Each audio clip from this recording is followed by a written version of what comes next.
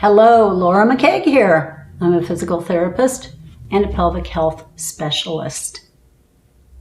When you're first starting out with pelvic floor physical therapy, or maybe you think you might have a pelvic floor problem, sometimes it's really hard just to figure out what is the pelvic floor doing when you're breathing or doing other activities. Maybe you've been trying to sit and do breathing exercises and you just can't figure out what the pelvic floor is doing. Well, here's a very simple tip that might help. Take 1 or 2 washcloths, fold each one in half. I'm going to do 2 of them, and I'm going to put them on top of each other, and I am going to sit on them.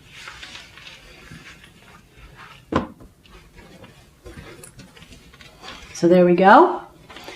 I'm sitting. Why am I sitting on washcloths? Well, here's why. The washcloths press into the pelvic floor because the pelvic floor is the area in between the 2 sit bones. So by placing the washcloths there, I'm giving just a little bit more touch feedback to the pelvic floor to kind of give it an idea of, or give my brain the idea of where it is and how it's moving. So now I can do my breathing exercises and sometimes have a better idea when I'm breathing in. Is my pelvic floor lifting up very slightly away from the washcloth? Or is it pushing down into the washcloth? When I breathe out, what's it doing? Do I feel it pushing down into the washcloth or lifting up away? That gives you some very, very important feedback and some good clues as to whether the pelvic floor is working correctly or not.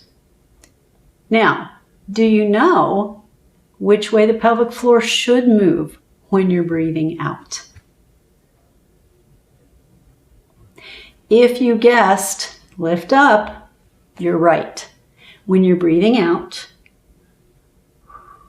slight exhale, that pelvic floor should lift slightly up. And with practice, you'll notice it coming slightly up away from the towel or the washcloth. Keep practicing that with the washcloth as some touch feedback until you feel pretty comfortable and confident that you can tell what it's doing. Then take away the washcloth. Sit on a firmer surface. Maybe for a new challenge, sit on a stability ball that moves slightly.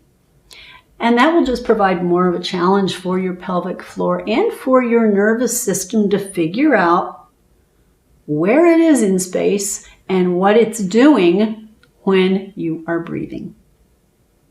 So I hope you found that a very helpful tip.